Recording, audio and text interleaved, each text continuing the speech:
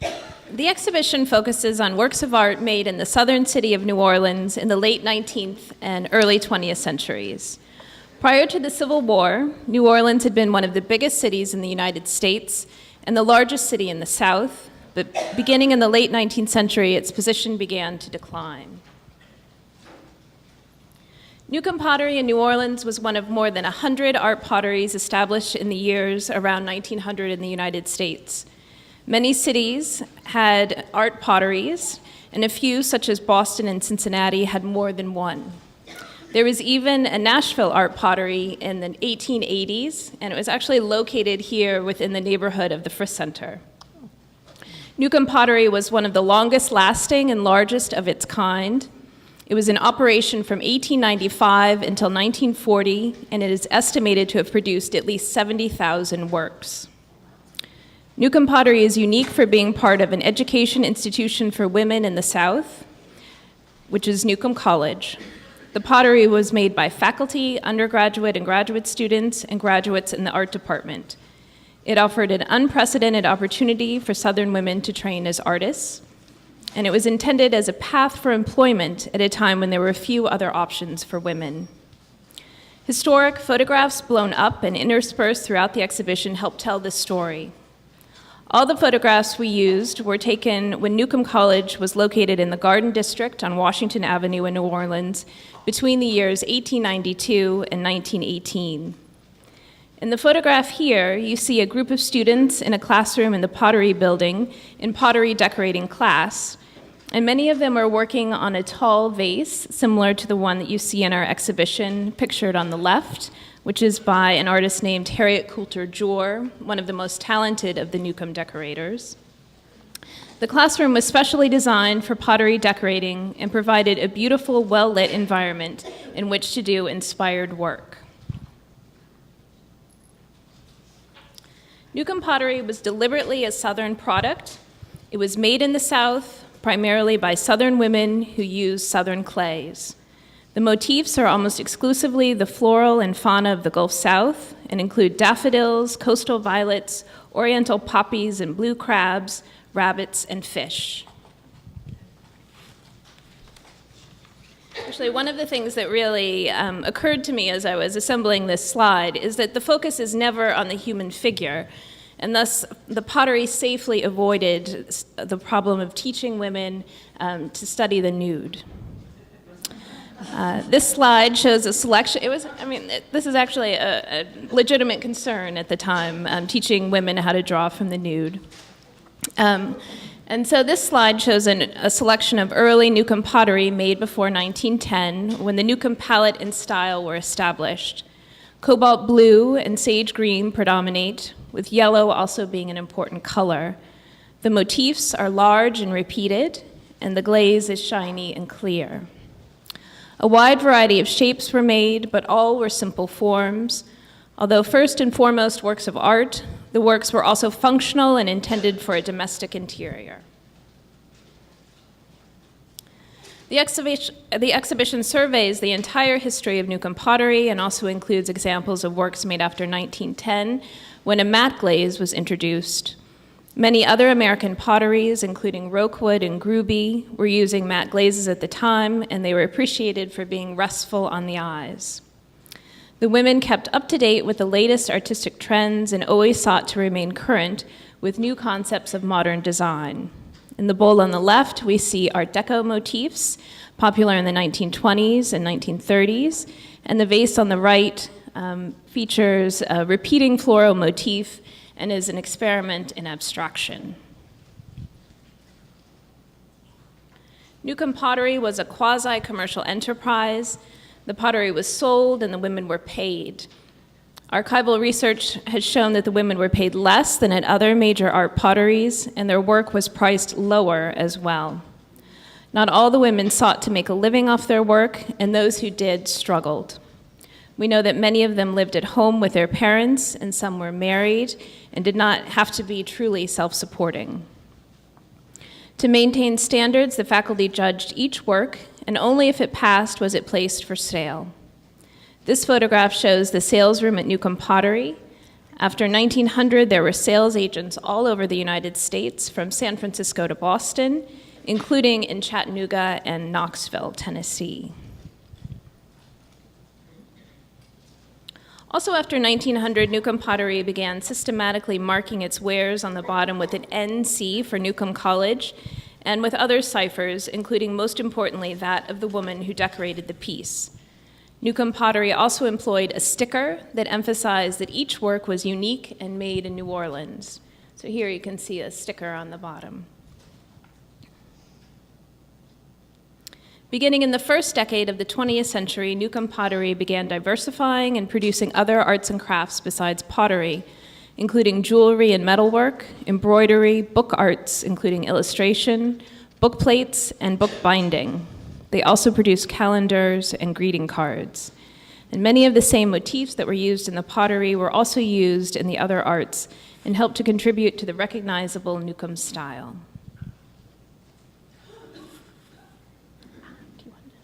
And so, Trinita, I think it would be helpful, thank you so much for painting that picture of kind of the wares of Newcomb and its history, but if you could tell us a little bit more about the circumstances of the college's founding and who the college was specifically meant to serve.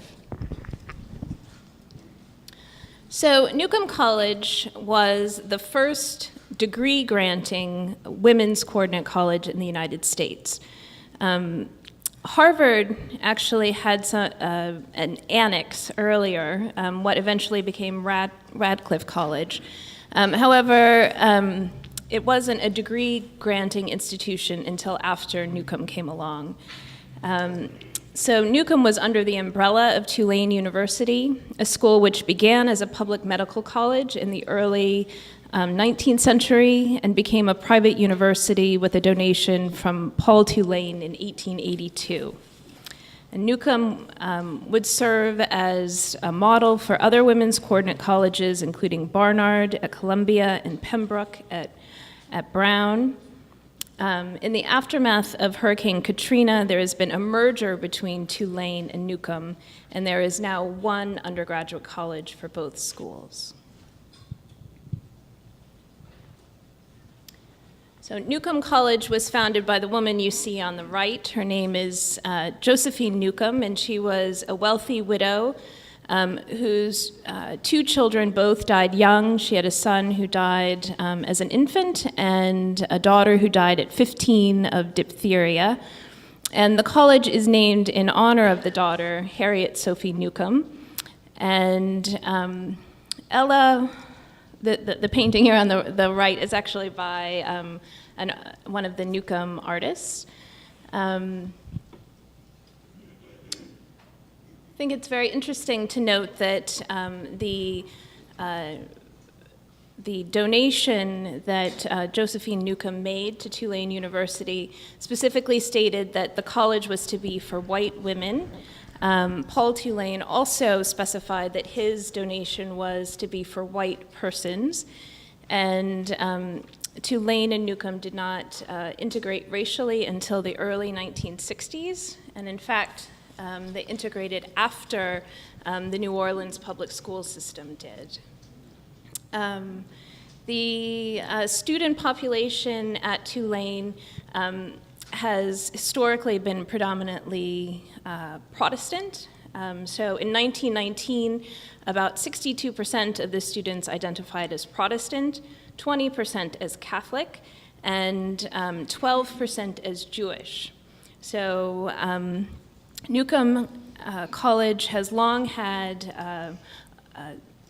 a Jewish student population, and unlike many schools in the Northeast, there was no quota placed on Jewish students.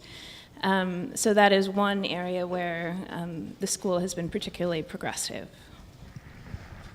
And so really, Newcomb College being founded in this period, it has a very specific student in mind. It's looking to educate young middle-class women, women who would have been categorized in their day as a lady, so someone who isn't working in domestic work or in a factory setting. And this seems like a really kind of foreign concept to us, I think, as a modern audience, this exclusivity and this narrow slice for a public institution to serve.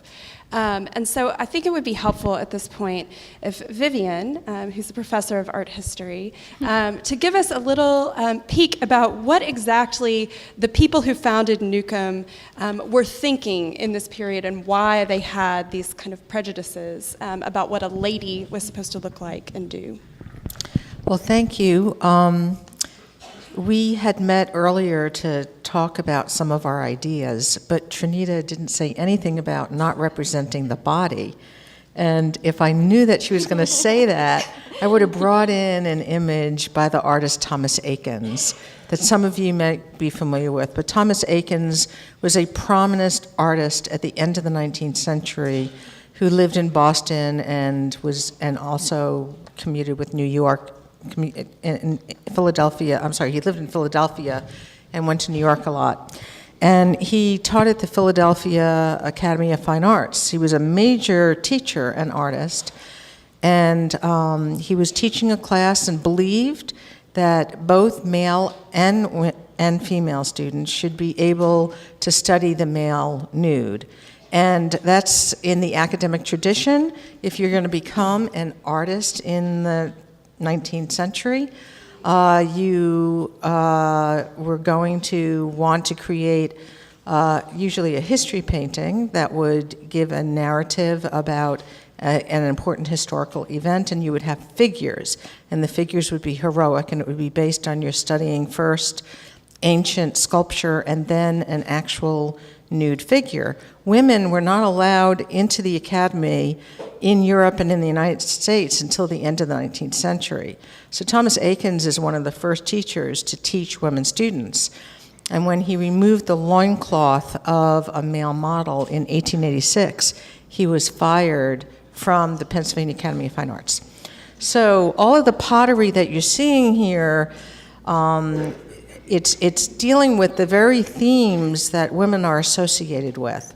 So at this particular period of time, there was really a division between men and women. And when women were believed to, and I'm talking about white middle-class women or upper-class women. This wouldn't be for working women on a farm or in a factory, for example.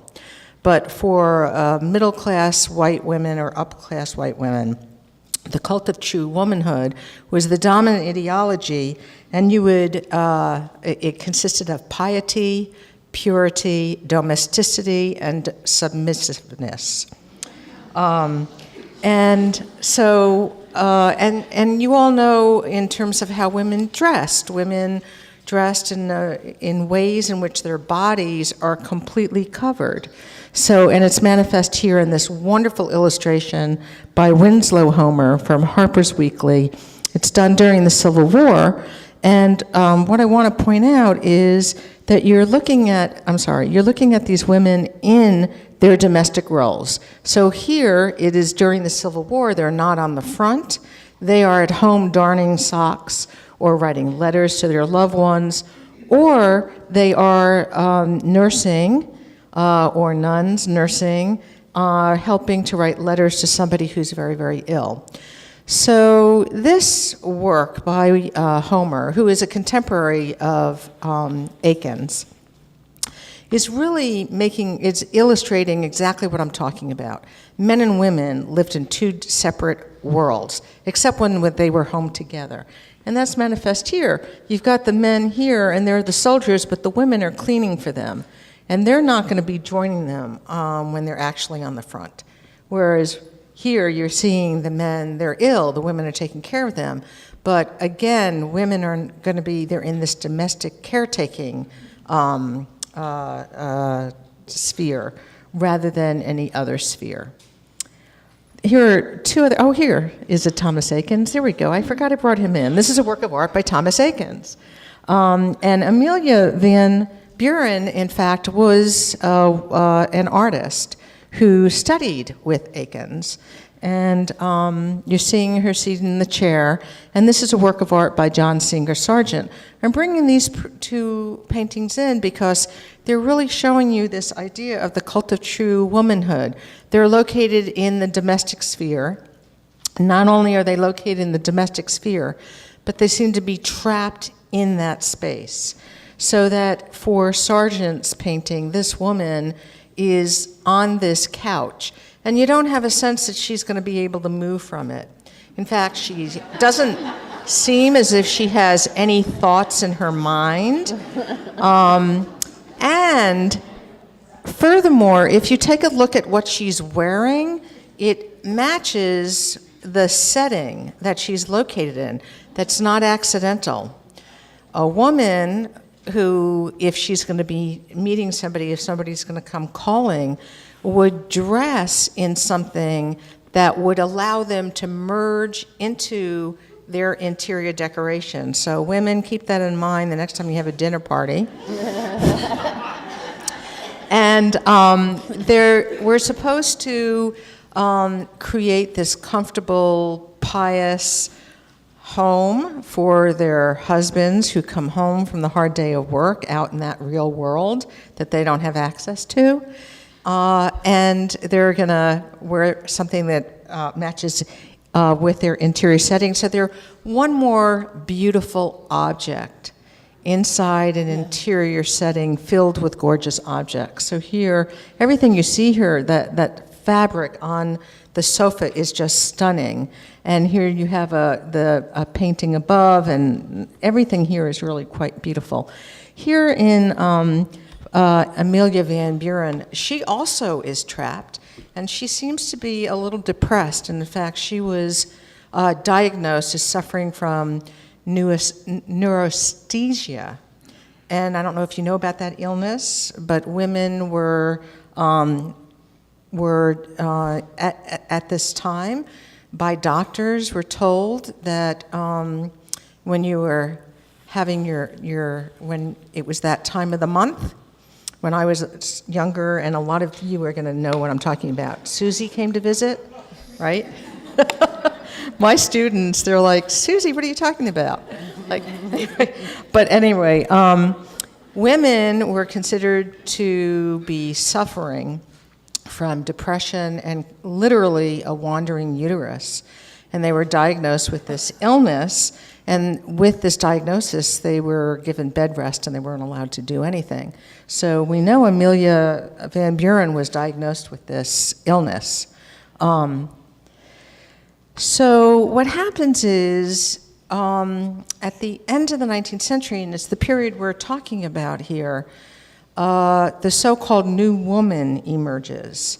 And the New Woman is still going to dress in fashionable clothing, and here I can show you a fashion plate from a magazine, and these women are wearing the up-to-date fashion if you're going to be doing anything out of doors. And croquet is a brand new game that was just invented, and it's a game that is one of the first ones where women were being able to play out of doors with men playing the croquet. It was an acceptable activity for women. So the New Woman is emerging at this time, but there was a lot of resistance against the New Woman. But in Homer's work, he is definitely showing you the New Woman here. And she's much more independent, she's located outside, and she's not in the interior space. And she is going to become increasingly independent. So by the 1920s, she is going to become the flapper, and she's going to be wearing short skirts, heaven forbid, and high heels as well as stockings, again, heaven forbid, smoking a cigarette on that really long, whatever that's called here, I forgot what it's called. But it's really showing you, here you've got the cult of true womanhood, and she's looking down in a snobbish manner at her, and she's being really quite defiant. So by the time you get to the 1920s, the flapper, the New Woman, has really much more fully emerged. She is going to be working until she gets married. She is going to be, but the working is going to be like being a secretary, for example. Again, I'm talking about white middle-class women, and not talking about lower-class women. And she's going to be a lot more independent. So we're really looking at this moment where ideas about women are changing, and I think the new woman is such an important figure when we consider Newcomb College. So these are women who, for various reasons and circumstances, need to be able to make a living on their own, which is really quite revolutionary in this period. And so, Susan, you brought up some really wonderful points when we were talking about kind of the educational philosophies behind the curriculum at Newcomb College and these ideas. So if you could just tell us a little bit about why fine art training would be considered appropriate for women, that would be very helpful, I think, to our audience. Well, there's several factors that come into play.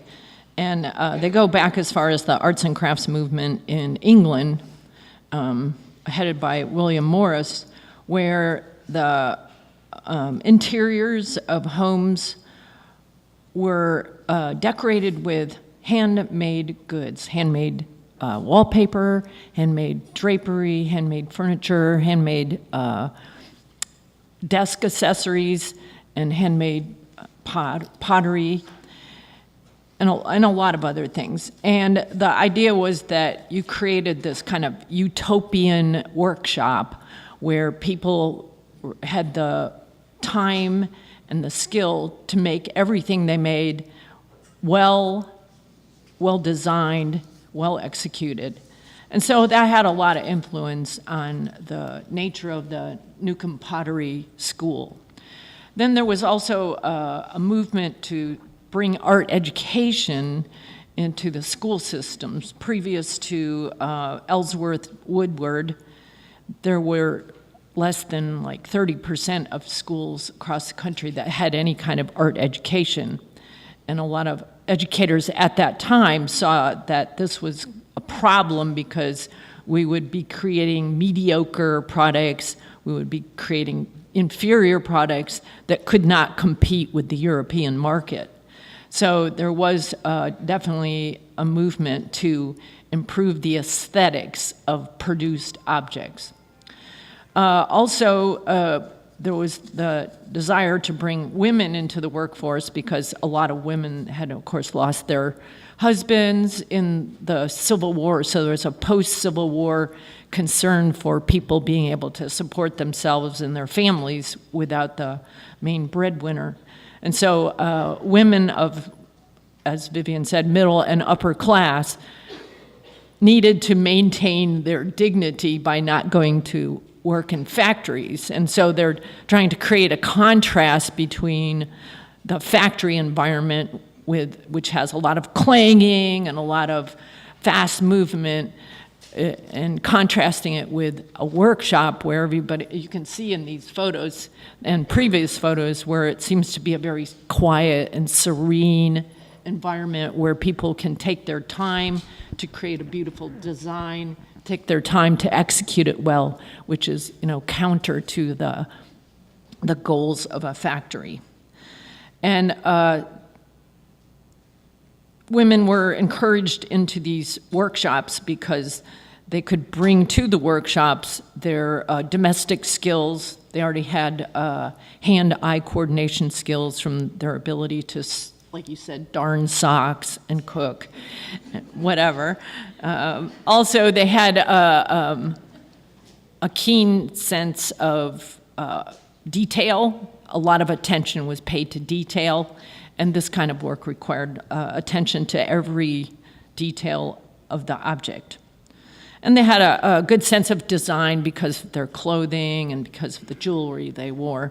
So employing them in a workshop situation like Newcomb allowed them to explore creative talents and their intelligence.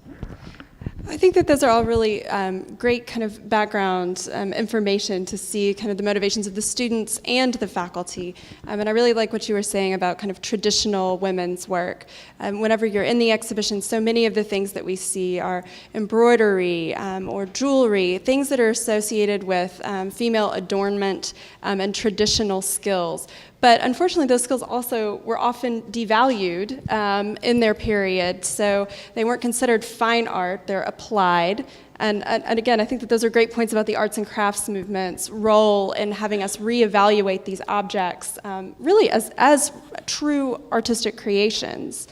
But another thing that I think that relates to all of this idea of what these women should be doing that isn't going to ruffle anyone's feathers, some of those ideas get translated into the workshops at Newcomb Pottery.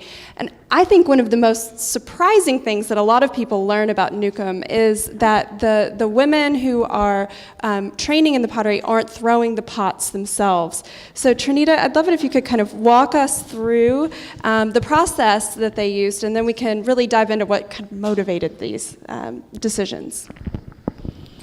So when you do go through the exhibition, you'll notice that all of the pottery has a man's name on the label as well as a woman's name. And this is because there was a gender division of labor at Newcomb, and there was always a man to do the work that was considered the dirty work. So then there was a man there for 30 years named Joseph Meyer, and we actually see him in the photo in the upper left. And there he is at the potter's wheel. But he was the one who, and then his successors, they would source and mix the clay. And then they would throw the pot, and they would put it on a shelf for a female decorator to select. And you'll notice actually in kind of the second main space of the exhibition, we actually have a display that breaks down the process of creating a Newcomb pot. And there we have some of the instruments that the women use to kind of carve and sculpt their designs. And they started doing this around 1902. And that gave them a little bit more of creative input into the designs. Then the piece would be fired in the bisque firing process. And then after that is when they would paint the pot. So with brushes and with sponges, they would apply paint. And this is often called underglaze painting because it's done before the glaze was applied. So then the paint dried, and then a man would apply the glaze. And then it would go through a second firing supervised by the man. And then each piece was reviewed by the faculty. There was a jury. And actually, Newcomb had men and women on the faculty, so this is a joint effort. And then at that point, a piece would be placed for sale. Can I ask you a question? Mm-hmm. So my question for you is, did this separation of spheres continue the entire time? So, and it really is an indication of even when the new woman emerges, she still, in this situation, there is no new woman, right? So actually, as I said earlier, there were a lot of art potteries in the United States, and several of them did employ women. For example, Rokewood in Cincinnati employed women and men as pottery decorators. But there, again, the women weren't involved in throwing the pots. One of the few exceptions that I've found is there was a small pottery in Indiana called Overbeck that was run by 4 sisters. And there, the women still divided up the work. However, there was one who worked the kiln and one who worked at throwing the pots. Rookwood, by the way, was the first woman-owned manufacturing business in the United States. So we can really see that these ties between kind of female empowerment and pottery does have this correlation really kind of across the country. I'd also point out that there were art potteries founded, like one in Marblehead, called Marblehead, which was in New England, that actually was meant to train patients who were suffering from neurasthenia, that disorder that Vivien mentioned, to give them this kind of therapeutic outlet of expression and work. But to go back to these gendered practices, Susan, you had indicated some really kind of great observations about your own training as a ceramicist, and then and a kind of drawing out to the bigger picture of educational practices about studio pottery versus workshops and the physicality of the work. So could you tell us a little more about that? Sure. I have run production pottery operation for years, and before I became a full-time professor at Vanderbilt, I was part-time, so I ran a pottery business with up to 9 assistants. And then when I became full-time, I sort of flipped and now have a smaller operation. But when I had a big operation, it was a good idea, actually, to have the men doing the heavier work, because pottery making is very physical. So to throw pots that big, it requires a lot of weight of clay. And the clay kind of slings around, and so that would be an undignified look for a young lady to have her dress covered with mud. I mean, I even still get that today. People go, "Are you going to the store looking like that?" Because I have a little bit of mud on my shirt and a little bit of clay on the bottom of my pants. And I assure them it's okay, because most people in Smithville know who I am. But still, there's a certain amount of shock involved with people going to the store looking dirty. So, of course, that would affect that era. But also just the lifting of pots in and out of kilns, and the shelves that you put pots on to fire them were also heavy. So I completely understand the gender division of labor. Now, a lot of contemporary potters take a lot of pride in the exact opposite approach to running a studio, which is they do everything, and they want people to know that. I was recently a juror for the Tennessee Craft Fair and did a little tour in relationship to this exhibition. And so when I was looking through all of the artist statements, I noticed that several of the potters took a great deal of pride in noting that they worked solely by themselves. They didn't want to be associated with, like, running a factory situation.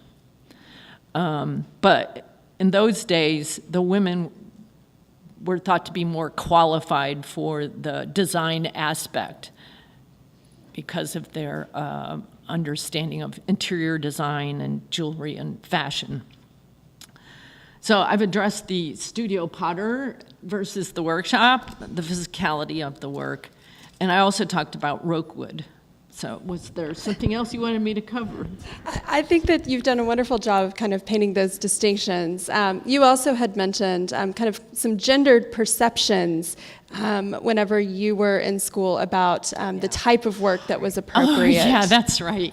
Or type of designs and things. Right, well, that could be a period thing. Like when I was in school, it was a predominantly hippie sort of mentality that you approached pottery making with, because it was a natural organic material, and that you wanted to express the naturalness, and kind of also influenced by the abstract expressionist painters, where you did gestural, abstract, expressionistic imagery on the pot, which meant that it didn't really mean anything other than the gesture.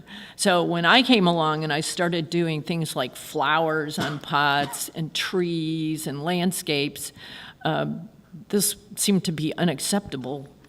And then I introduced color, which was another faux pas in those days. But I thought I was being like a hippie of another kind, because I wore blue jeans with patchwork and blue jeans with embroidered patches and brightly colored threads. So I didn't really understand why I didn't fit in, because my natural motifs, I thought, fit in with the back to nature sort of idealistic ideas of the hippie movement. So it's interesting. So I didn't think I was being radical at all. Well, it's interesting to see how these kind of preconceived ideas about what is art and what is appropriate and what kind of people's practices should be linger for a long time and take a while to really dispel. But I also wanted to point out at Newcomb Pottery something that's rather surprising, I think. So we've talked about this division of labor, and Trinita did a lovely job outlining that in the pottery and it was messy work. I mean, digging clays in the swamps and riverbeds of Louisiana and throwing the pots. But curiously enough, in the metalwork division, which Trinita Wright was 1902, a metalwork division was founded within the Newcomb Pottery Enterprise. Women handled every aspect of that production. So here we see this wonderful image of a woman with a blowtorch, because a kiln's too dangerous, but a blowtorch is just fine. And sharp objects and really hammering out bowls and some other beautiful metalwork that's up in the exhibition. So I think it's very striking that within the school that there would be this kind of mixed perception of what's appropriate work. So I think at this time it would, yes, When Vivien. we were talking about this among ourselves, didn't one of us make the comment, but doing that, you're not getting dirty? Right? Right. So it's kind of interesting because we associate that with a masculine activity, but you can see they're holding this and it's at a distance, so they're not going to be messing themselves up the way Susan did. It still does. That's very true. That is very, very true. And there's also, I think, that lingering association between women and their clothing and adornment. So a lot of the production was jewelry, so fine, detailed work. So that kind of picks up on things that both of you were saying about training and ideas about what's acceptable. Well, and I also think it's a class thing, too, that lower class, working class, lower middle class people get dirty when they work, whereas upper class and middle class people work with their minds and don't get dirty. So there's a class distinction as well as a gender distinction. I think hearing all of this, it makes us very happy that we've advanced beyond this in many, many regards, so that academic training isn't regimented like this and our ideas about the workplace. But returning to the pots themselves, I think an exploration of the decorative motifs at Newcomb would be helpful as well. So Trinita, perhaps you could tell us just a little bit about the style and subject matter that was used at Newcomb. So one of the tenets of Newcomb pottery was that every piece should be unique unless a customer asked for uniformity. So there are, for example, some dining sets where the plates all match. But in general, each piece was intended to be unique. And even though some of the same motifs occur in similar objects, each one really is different. So what the comparison here is between two plates. Both have a cactus design, but they're by two different women, and you can see that they interpret the motif in different ways, using different colors. The incised lines are deeper on the plate on the right. Now, some of you may be familiar with the moon and moss motif of Newcomb pottery. This was introduced sometime between 1908 and 1915. And even earlier, there were examples of treescapes in Newcomb pottery, but kind of in the early 20th century, they developed the moon and moss motif, which is evocative of the southern landscape, specifically the bayous of Louisiana. So you see a bayou with a palm tree or a live oak. And this is a motif that was very popular with the buying public. And in fact, some sales agents requested that Newcomb pottery only send them the moon and moss. And we have a case in the exhibition that has several examples, including these three right here. The decorators actually became very tired of this motif very quickly. And Anna Frances Simpson was considered the most talented moon and moss decorator. Sadie Irvine is the one who claims credit for it. But in the 1920s and 30s, this is something that they started to repeat, even though everyone is unique. And actually, Sadie Irvine, she was at the Newcomb Pottery for a half a century, and she really started to break barriers around 1940, a little bit earlier perhaps, and she started focusing more on the glazes. And she still remained true to the idea of being inspired by the local environment, but she did things like the vase on the left that is inspired by the green of moss that you see on trees. So it's a more abstract notion rather than being so literal. And this vase on the right is actually one of my favorite in the entire exhibition. It's inspired by the cafe au lait that is so popular in New Orleans. So it's called mocha ware, mocha glaze. But I think that she really shows her creativity in these late pieces. And so I think that tension between industry, so you talked about the decorators getting kind of tired of this repetition. I think that that's something that is also kind of speaks to the creative spirit. And Susan, I'd love it if you could talk to us a little bit more about that and about that negotiating that balance between a studio pottery and personal expression. Well, in the case of Newcomb Pottery, they had certain styles, certain motifs, certain designs that were repeated over and over again, but the shapes changed, and so there was a certain elasticity to a design.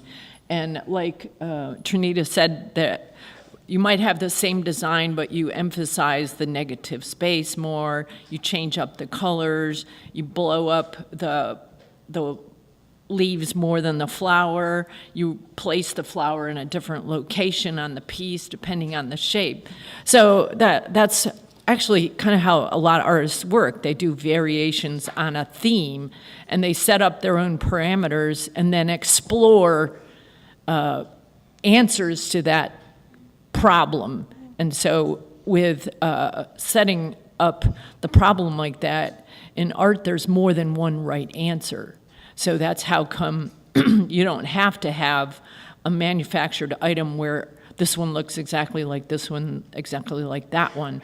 You have many that work within those limitations and confines, but they all are perfectly beautiful solutions to the problem. Is that what you're talking about? Absolutely. I think that's a beautiful description. Because in some ways, I think that the Newcomb Pottery's insistence on the flora and fauna and this idea that it's dictated to the workers there kind of galls some of us, I think, perhaps a little bit, or it can create a perception that creativity is being limited. And I love how you're describing that, yes, there are confines, but that there are really wonderful ways of expressing yourself within those. Right. If you're going to have a successful economic model, you do have to have a certain level of efficiency in the plan. Otherwise, it costs more to make the product than you can charge for the product, and you don't have a profitable situation.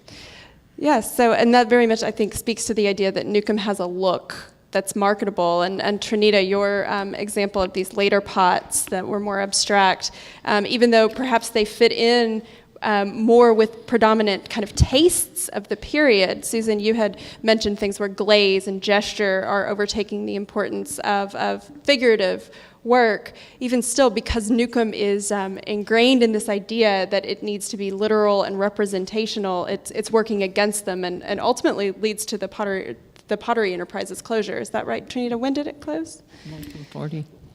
So, yes, it closes in 1940, and there are a number of factors that lead to the closure.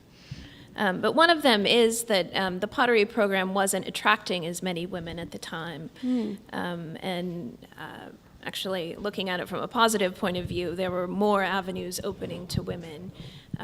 besides pottery.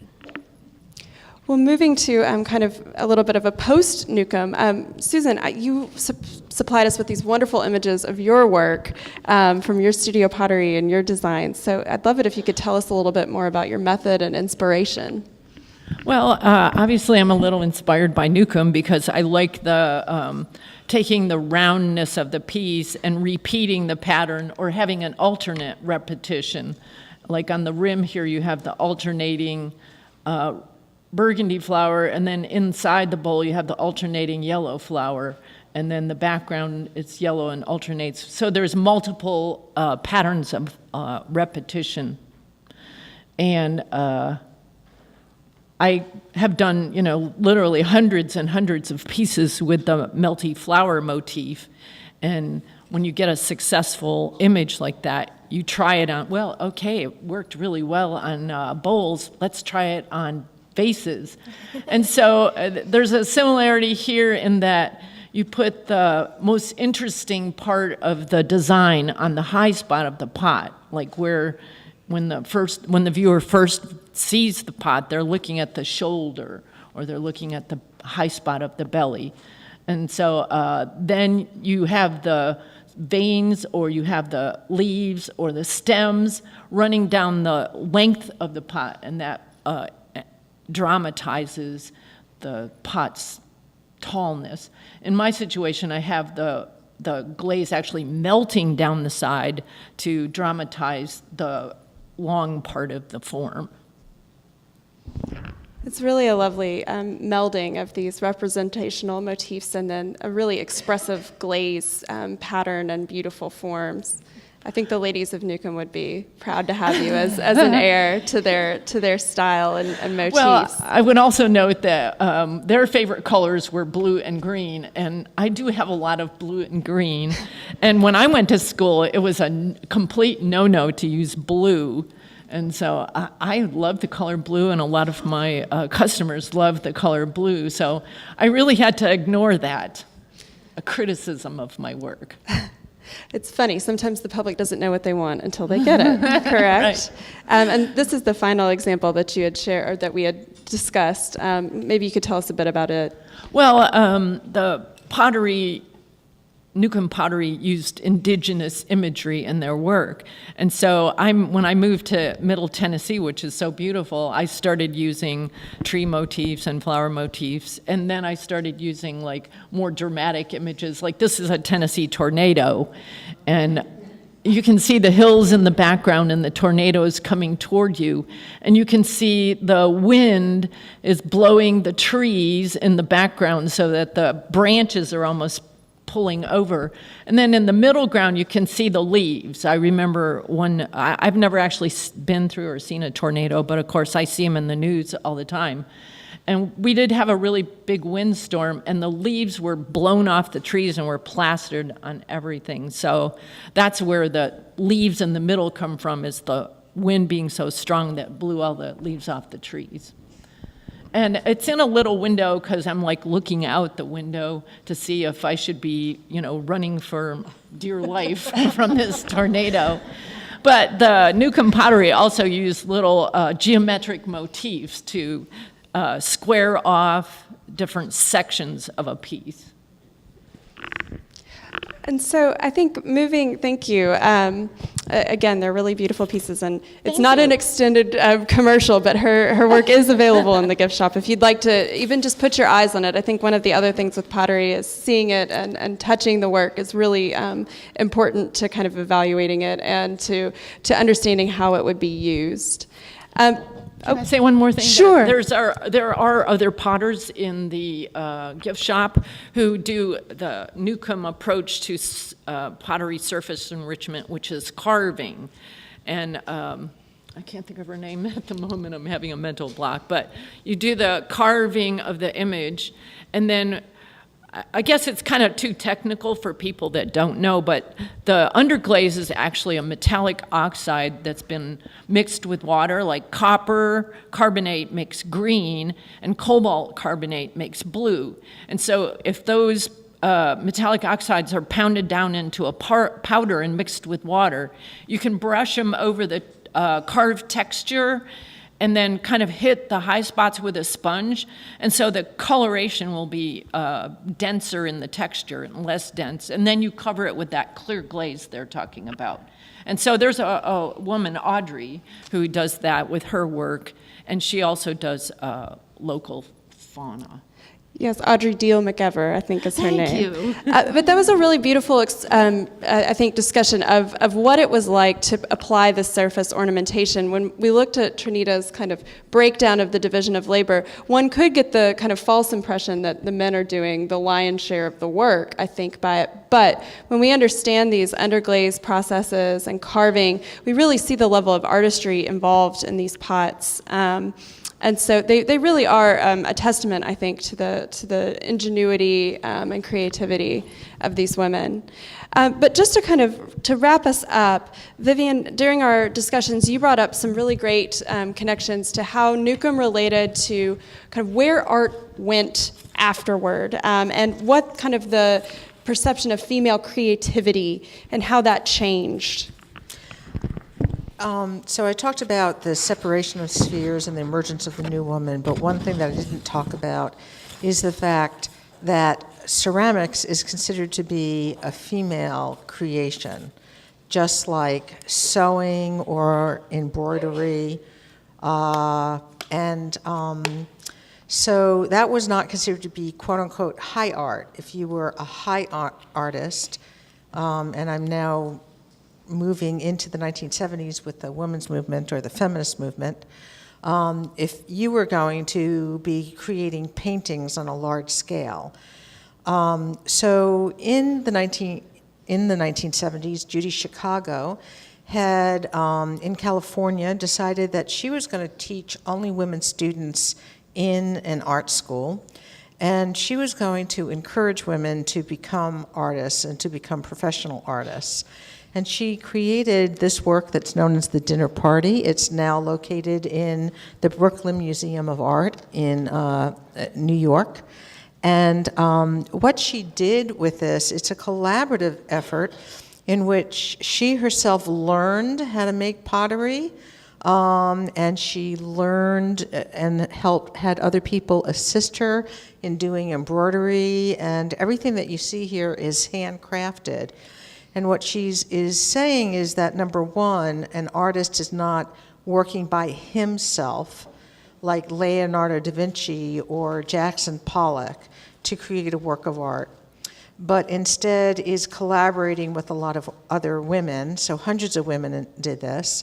Number two, that women could be doing what would be considered craft, but now it is within the context of being a high art.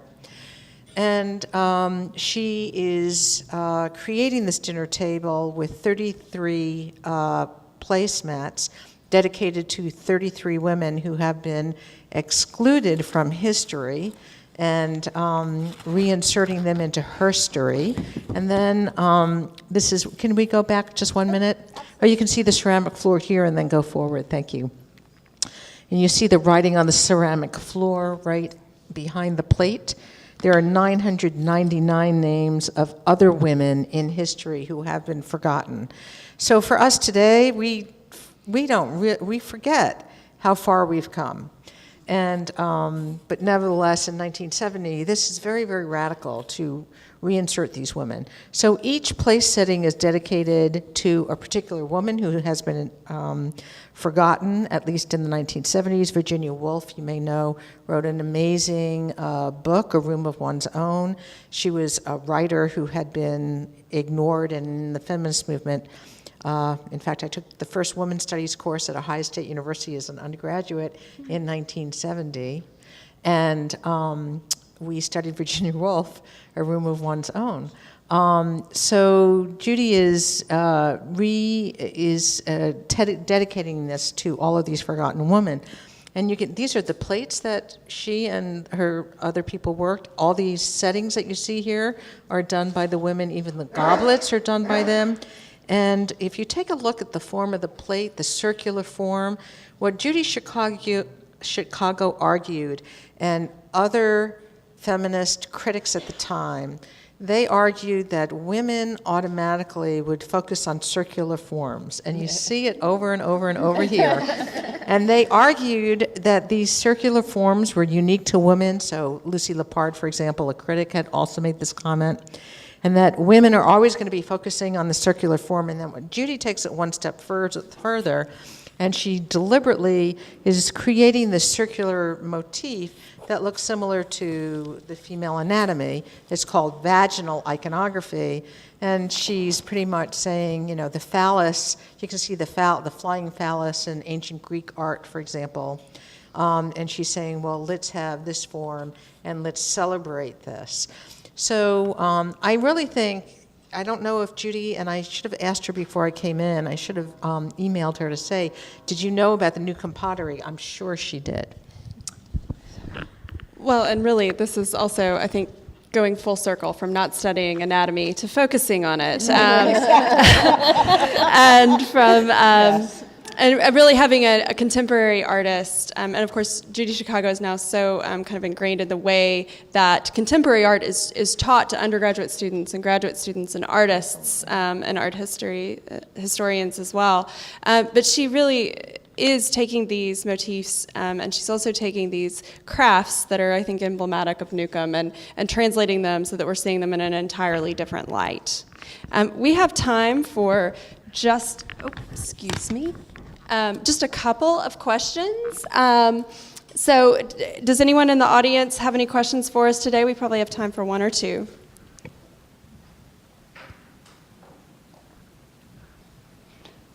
Well, if not, I'm sure that those of us on the panel would be happy to chat with you afterward. If you haven't seen the exhibition Women, Art, and Social Change, I invite you to do so. It's on view at the Frist Center through November 6th. I also hope that you'll come back and see us for our next Food for Thought program, which will be on November 29th and focuses on samurai, the way of the warrior. So something entirely different. Speaking of gender differences.